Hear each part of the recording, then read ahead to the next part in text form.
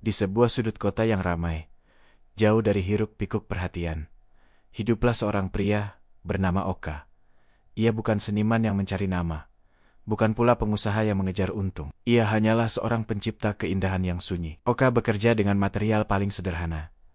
Lem, gunting tumpul, dan kertas wasi warna-warni yang tipis seperti kulit bawang. Karya-karya yang tercipta dari ujung jari tangannya selalu sama, namun tak pernah serupa. Kupu-kupu dari kertas. Kupu-kupu itu memiliki sayap yang sangat rapuh. Seratnya terlihat jelas melawan cahaya lampu kamar Oka yang temaram. Ia bisa menghabiskan waktu berjam-jam, membungkuk di atas meja kayu, hanya untuk memastikan setiap lipatan sayapnya sempurna. Bagi Oka, membuat kupu-kupu bukanlah sebuah profesi, melainkan sebuah ritual, sebuah latihan ketulusan yang konstan. Ia percaya, ketulusan adalah mata air yang tidak pernah meminta bejana untuk menampungnya.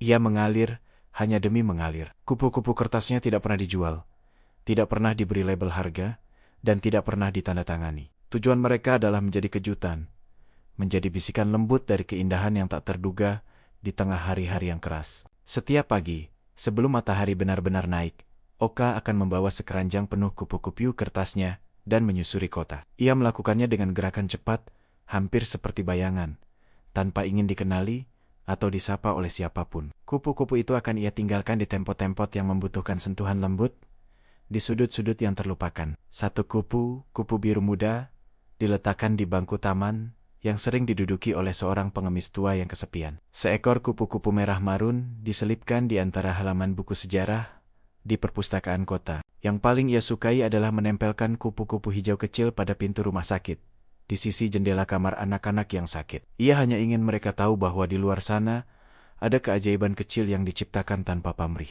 Oka menyaksikan dari kejauhan, terkadang melihat senyum kecil yang muncul saat kupu-kupu itu ditemukan. Senyum itu adalah upah terbesarnya, satu-satunya pengakuan yang ia butuhkan untuk mengisi kembali energinya. Ia tidak ingin pujian, ia tidak ingin tahu siapa yang menemukannya.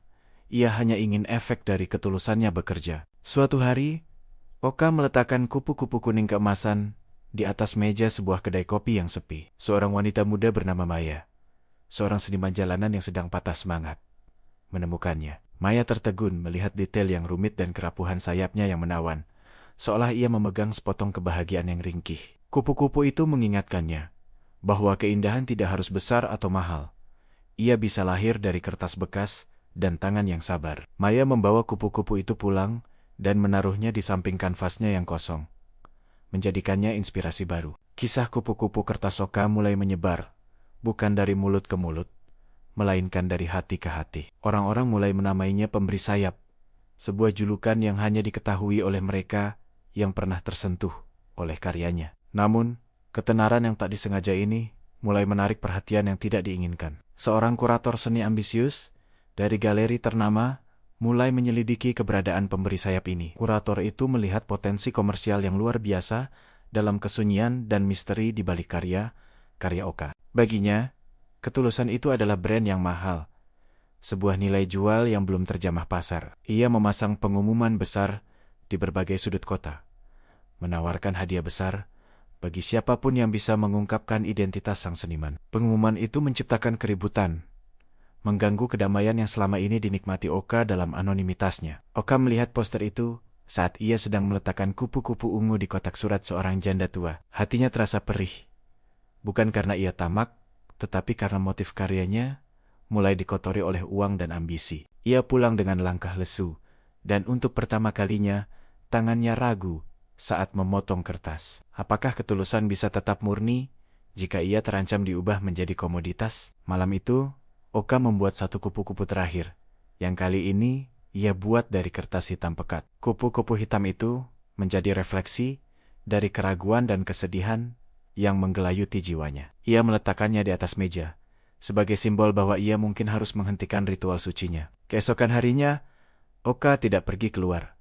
Ia hanya duduk di kursinya, memandang kertas-kertas warna-warni yang kini terasa dingin. Ia merasa seperti air yang dipaksa masuk ke dalam botol, padahal ia diciptakan untuk mengalir bebas ke lautan. Di waktu yang sama, Maya, sang seniman jalanan, melihat pengumuman kurator itu. Ia tahu di mana kupu-kupu itu muncul, ia tahu polanya, dan ia sangat mungkin menemukan Oka.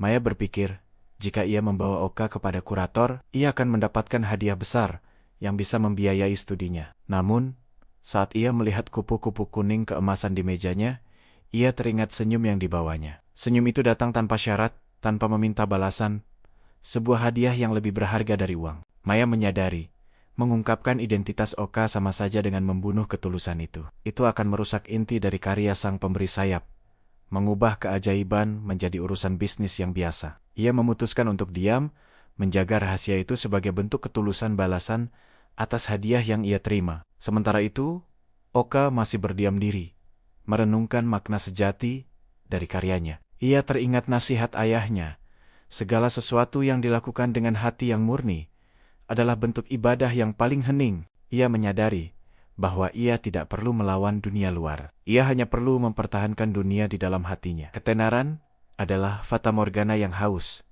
sementara ketulusan adalah oasis yang menyejukkan. Ia meraih kupu-kupu hitam itu, memandangnya, dan tersenyum kecil. Kupu-kupu hitam itu adalah pengingat bahwa bahkan dalam kegelapan, ia bisa memilih untuk berbuat baik. Oka memutuskan untuk kembali, tetapi dengan cara yang lebih hati-hati.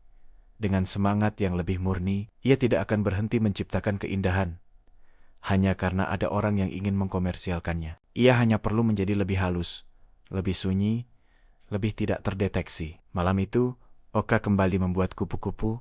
Kali ini ia memilih warna-warna yang lebih lembut dan pucat. Ia mengganti kertas washi dengan kertas beras yang hampir transparan, membuatnya hampir tak terlihat. Kupu-kupu barunya adalah bisikan yang lebih pelan dari sebelumnya, sebuah kehadiran yang nyaris tanpa wujud. Keesokan paginya, ia kembali memulai ritualnya, meletakkan bisikan-bisikan sayap itu di tempat yang sulit dijangkau. Kupu-kupu kertas itu adalah jembatan yang menghubungkan hati Oka yang murni dengan dunia yang kacau. Di sisi lain kota, kurator seni itu frustrasi. Pencariannya tidak membuahkan hasil. Para pencari hadiah hanya memberinya petunjuk palsu dan tebakan liar. Tidak ada yang bisa menemukan Oka. Kupu-kupu itu seolah muncul begitu saja, seperti embun pagi yang hilang saat disentuh. Kurator itu menyerah, menganggap pemberi sayap hanyalah legenda urban, sebuah kisah yang diciptakan oleh orang-orang yang terlalu sentimental. Keputusasaan kurator itu adalah kemenangan kecil bagi ketulusan hati Oka. Oka tidak pernah tahu bahwa Maya adalah orang yang menjaga rahasianya, tetapi ia merasakan kedamaian. Kedamaian itu datang dari kesadaran bahwa kebaikan yang dilakukan tanpa pamrih akan selalu menemukan jalannya untuk dipertahankan. Ia melanjutkan kehidupannya yang tenang, menciptakan sayap-sayap kertas yang membawa pesan sunyi. Kupu-kupu itu menjadi simbol yang halus di kota itu, penanda bahwa harapan dan kemurnian masih ada. Anak-anak yang menemukan kupu-kupu itu tidak bertanya siapa yang membuatnya. Mereka hanya tersenyum dan menyimpannya. Para lansia yang melihatnya di bangku taman merasa seolah-olah mendapat kunjungan dari masa lalu yang indah. Oka telah menciptakan sebuah ekosistem kebaikan, di mana ketulusan menyebar tanpa perlu pengumuman. Ia menyadari bahwa karyanya yang paling hebat bukanlah kupu-kupu itu sendiri, melainkan dampak yang ia ciptakan. Dampak itu adalah perubahan halus di hati orang lain, yang tergerak untuk tersenyum dan berbuat baik juga. Kadang-kadang, ia melihat anak-anak mencoba meniru karyanya, melipat kertas dengan canggung, tetapi dengan semangat yang sama. Itu adalah pewarisan ketulusan, sebuah tradisi yang dimulai oleh tangan yang tak terlihat. Oka tidak lagi merasa kesepian. Keindahan dan kebaikan yang ia ciptakan telah menjadi teman sejatinya. Ia belajar bahwa cinta sejati bukanlah cinta yang berteriak meminta balasan, tetapi cinta yang berbisik dan memberi tanpa lelah. Ia teringat kembali pada kutipan sastra lama, puncak kebahagiaan adalah melihat bunga-bunga itu mekar. Bahkan ketika kau tahu ia tidak mekar untukmu. Itulah inti dari ketulusan, melakukan yang terbaik, terlepas dari siapa yang menyaksikan atau siapa yang akan mengambil manfaatnya. Kupu-kupu dari kertas adalah manifestasi dari keyakinan itu. Sebuah sumpah sunyi. Oka merapikan mejanya.